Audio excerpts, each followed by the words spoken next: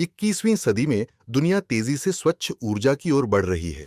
इसी दिशा में green hydrogen को भविष्य का ईंधन माना जा रहा है।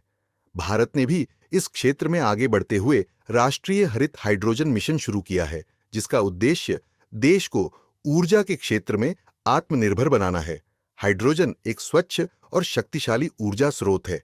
जब इसे ईंधन के रूप में उपयोग किया जाता है तो इसका मुख्य उत्पाद केवल पानी होता है, जिससे प्रदूषण बहुत कम होता है। खास बात यह है कि ग्रीन हाइड्रोजन का उत्पादन सौर और पवन जैसी नवीकरणीय ऊर्जा से किया जाता है, इसलिए इसमें कार्बन उत्सर्जन लगभग शून्य होता है। इसी को ध्यान में रखते हुए हाइड्रोजन वैली की अवधारणा विकसित की गई है। इसका मतलब है कि किसी एक क्षेत्र में हाइड्रोजन की पूरी प्रक्रिया उत्पादन, भंडारण, परिवहन और उपयोग को एक साथ विकसित किया जाए। इससे ऊर्जा प्रणाली अधिक संगठित और प्रभावी बनती है। भारत में इस दिशा में हाइड्रोजन वैली इनोवेशन क्लस्टर्स बनाए जा रहे हैं। इनका उद्देश्य नई तकनीकों का परीक्षण करना, बड़े स्तर पर उत्पादन की तैयारी करना और उद्योगों व शोध संस्थानों के बीच सहयोग बढ़ाना है। भारत में जोधपुर, ओडिशा, पुणे और केरल जैसे स्थानों पर हाइड्रोजन वैली विकसित की जा रही है।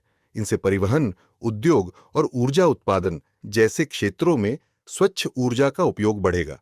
हाइड्रोजन वैली की जरूरत इसलिए भी है क्योंकि भारत अभी अपनी ऊर्जा जरूरतों के लिए काफी हद तक आयात पर निर्भर है, जिससे विदेशी मुद्रा पर दबाव पड़ता है।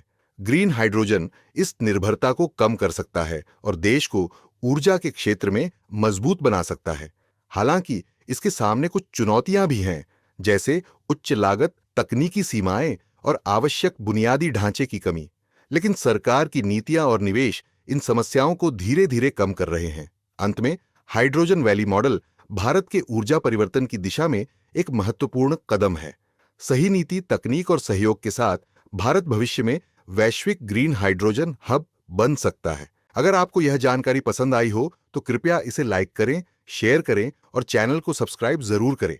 और जाते जाते इस प्रश्न का उत्तर कमेंट में बताइए।